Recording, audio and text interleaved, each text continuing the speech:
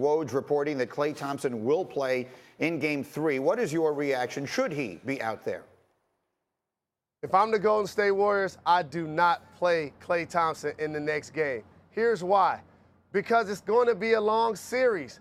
You can't afford for him to play in the next game and have a setback. We saw it happen with Andre Iguodala, and I know he did a terrific job of making the game-winning three in the previous game, but he was non-existent the other 46 minutes. So if I'm the Golden State Warriors, I feel like playing at home gives me enough juice to rest Klay Thompson. Hopefully he gets 100%, and then possibly you drop the atomic bomb in Game 4. You bring back KD and you bring back Klay, and then you send a message to the Raptors that they probably don't have a chance to win another game if both of those guys are healthy.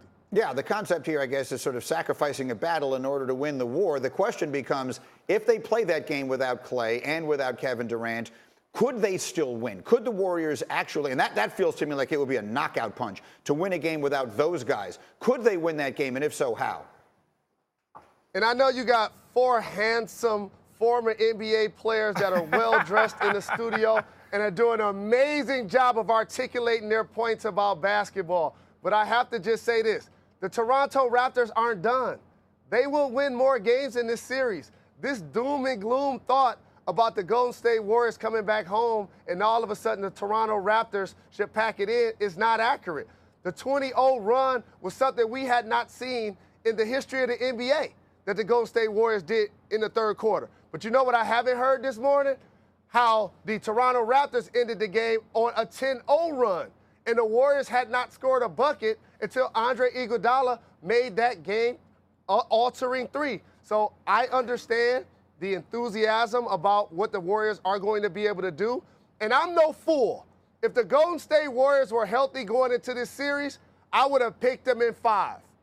But since KD is hobbled, since Klay is hobbled, since I don't know what I'm going to get from Andre Iguodala throughout the game, I still have to feel like without 3 of your top 6 players playing at optimum level, this gives the Toronto Raptors a chance to extend this series. Yeah, and bear in mind, Jalen picked Toronto to win before the whole thing started, and I know that you're sticking with that for the moment. Let me just quickly get you on Kawhi, because there's been a good deal of conversation here. Jay Williams did a really nice job of breaking down what he sees as Kawhi just also not looking right, not looking like he's healthy right now either. What are you seeing from Kawhi, and what do you think the Raptors can get from him the rest of the way?